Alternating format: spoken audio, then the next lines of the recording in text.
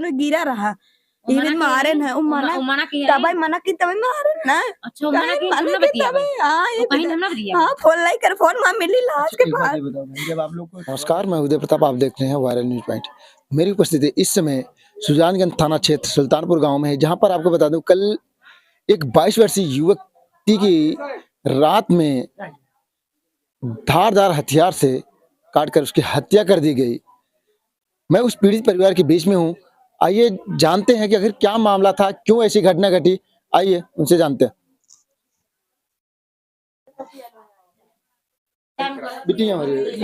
हिम्मत का तो जैसा कभी आप देख सकते हैं कि ये वही बच्ची है जिसने पहले देखा था। इतनी डरी सहमी हुई है, किसी के सामने अगर ऐसी घटना घट जाए, अगर अचानक कोई चीज देख ले तो दिल धड़कने लगता है, किसी को अटैक भी आ सकता है। लेकिन जिस तरीके से इस बच्ची के साथ घटना घटी और ये घटना पे देखी है, आइए उससे बात करते हैं। क्या नाम है बिटिया? स्वाति।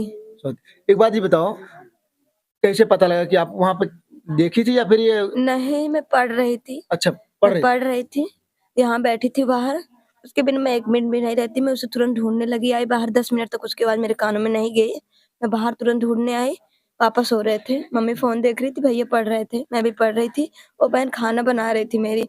मैं ढूंढने लगी, वॉशरूम में गई, छत पे गई, बड़ी माँ के आ गई। फिर मम्मी से पूछी, मम्मी बोली मुझे नहीं पता है। मैं अकेली, किसी को नहीं बताया, मैं अकेली जाने लगी देखने। वहीं गिरी थी, वहीं पे मार के फेंके थे मेरी जान को। वही मारा है। अच्छा, एक बात ही बताओ, कभी किसी बात को उससे लेकर झगड़ा उगड़ा हुआ था? नहीं, झगड़ा नहीं हुआ था। फोन दिया था 2 दिन पहले। कौन था वो? भैया शोक का बेटा, बिल्टी बेटवा अमित सरोज। फोन क्यों दिया था? क्या फोन बात करे भी दे रहे, 2 फोन हम छीन ले रहे, फिर बात करे भी देत रहन, फिर हम छीन ले 2 दिन भर हम फोन छीन ले रहे। फिर हमरे बहनी धमकाए बुलायन हो, ये नहीं धमकाए को बुलायन है। फिर काल फोन ले मना, कई दिन फोन में गिरा रहा इवन मारे ना मना किया तब मना की तब मारे ना अच्छा मना की तुमने बतिया हां कहीं ना बतिया हां फोन लाई कर फोन मां मिली लाश के पास। जब आप लोग को थोड़ा सा जानकारी हुई थी तो आपने पुलिस में क्यों नहीं, पुलिस में दरखास्त इतनी सीरियस बात नहीं थी, पुलिस में क्या बोलूं। नहीं देखो, छोटी छोटी बातें बहुत बड़ी घटना घट जाती है। घर वाले को नहीं पता था। जब जैसे एक बार फोन मिला तो आपको परिवार वालों को कहना चाहिए था कि भाई प्रशासन में, कि भाई ये बार बार हमारे बच्चे को परेशान कर रहा है। मुझे डरा दिया तो मैं डर से नहीं बताई घर वाले को। देखो बहन, अगर आज तुम डर के नाते आज तुम्हारी बहन के साथ ऐसी घटना घटी, अगर शायद तुम अपने परिवार वालों को या पुलिस प्रशासन को बताती, शायद ये घटना नहीं घटती। धमकी देते रहे, नहीं मारे हैं। हाँ, क्या फोन में धमकी देता था या फोन धमकी नहीं देते रहे, धमकी बस कह रहे शादी पड़त रही, तब कह रहे शादी नहीं हो देता।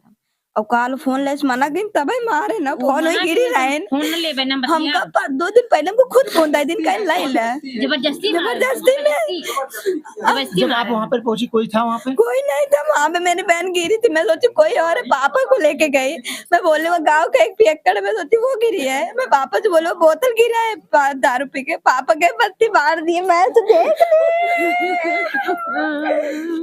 इब्राहिम मत से बाबू वही मारे। तो जैसा कभी आप देख रहे होंगे इस बच्चे की क्या हालत है, एक बयान देने के स्थिति में नहीं है, क्योंकि किसी के बहन के साथ ऐसी घटना घट जाए जो दिनों रात उसके साथ में रह रही हो, और आज ऐसी वारदात हो जाए तो उसके ऊपर क्या बीत रही होगी, आप खुद अंदाजा लगा सकते हैं। अभी आप देख रहे हो यहाँ गांव के बहुत सारे लोग इकट्ठा हैं, पुलिस प्रशासन के लोग भी इकट्ठा हैं, लेकिन जो घटनाएं घट रही है, प्रेम प्रसंग का मामला बताया जा रहा है, आखिर क्यों नौजवान ये नहीं समझ रहे हैं किसी के बहन बेटी के साथ ऐसा करना एक बहुत बड़ा गुनाह है, लेकिन किसी को समझ नहीं आ रहा है। थोड़ा सा उनके माताजी से भी बात करना चाहेंगे। जब कितना देर हुए गए हुए वहां पर, जैसे आपकी बहन आप पढ़ रही थी, तो कितना टाइम में वो वहां गई थी? थोड़ा देर लगा या फिर 10-5 मिनट बाद ही ऐसे घटना घटी? 15-20 मिनट हुआ। 7:30 बजे आवाज ना सुना ना, बाहर आए, हेरे 10 मिनट हेरे, फिर 10 मिनट से हमारे पापा को पता 50 तक हम सब जान गए। फिर 50 मिनट बाद हम अकेले चले गए, क्या उसने बताया। फिर 8-5 तक हम देख ले रहे। अच्छा एक बात बताओ बहन, यहाँ पे इतना नजदीकी ज्यादा 100 मीटर हुआ होगा, इससे ज्यादा नहीं है, लेकिन अगर किसी के साथ कोई ऐसी घटना घटती है, थोड़ा सा चिल्लाया हुआ, कोई ऐसे गांव का कोई भी व्यक्ति सुन नहीं पाया? पता नहीं, कुछ नहीं सुना। आंटी जी, चिल्ला ही नहीं पाई मेरी बहन। आप बगल में दबाए। आपका घर है, कोई अगर वो उसका मुंह दाद दे तो कैसे चिल्लाएगी वो? क्या वो, आपको क्या लगता है एक अकेला आदमी किया होगा या कोई और भी किया होगा, कोई साथ में मिलकर किया? नहीं पता मुझे, देखी नहीं तुम्हारा कहीं एकदम है, एकदम सन के अपना हाथ काटा है वो अपना हाथ काटा है? अपना हाथ काटा है 2 बार। वो काट सकता है, खुद कर सकता है, वो अकेले कर सकता है, पता नहीं, मुझे नहीं पता इसके बारे में। कहाँ हाथ काटे हैं? हाथ क्यों काटा था? मुझे क्या पता, उसके घर वाले से पूछो।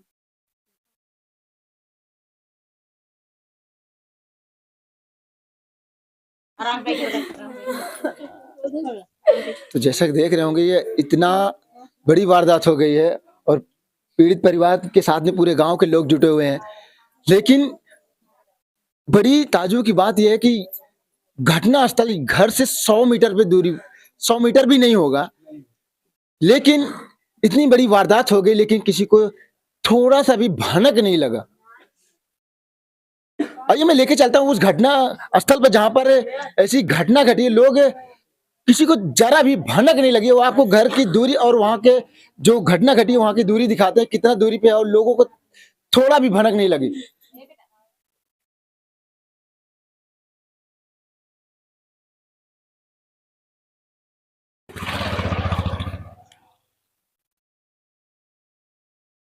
तो जैसे कि देख रहे हैं, ये पीछे ये घर है और ये लोग पीछे पीछे आ रहे हैं, तो और आपको दिखाते हैं, ये थोड़ा सामने दिखाइए, ये वही खेत है। अब आप समझ सकते हैं कि ये 50 मीटर भी नहीं है और यहीं पर ये घटना घटी।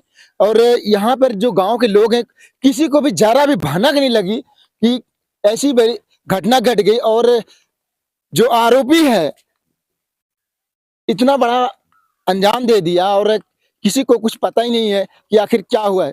लेकिन जो बहन ने कहा उनकी, वो देखकर आपको खुद ही अंदाजा लग सकता है कि आखिर क्या माहौल रहा होगा उस समय, कितनी तरह होगी, कितना पीड़ा में रही होगी लड़की। देख रहे होंगे ये घटना स्थल है और ये जो लड़की यहाँ पर आई है और यहाँ पर देख रहे हो वो अपनी जान बचाने के लिए पूरा खेत में भागी है, यहाँ से वहां तक बहुत दूर तक दौड़ी है, लेकिन भागते भागते लेकिन जब वो शायद गिरी है तभी उसको इसके साथ ऐसा घटना घटा है। और लोग के अंदर एक सहम गए हैं, डर गए हैं कि आखिर आज इस बहन के साथ हुआ है, कल हमारी बहन बेटी के साथ में हो सकता है।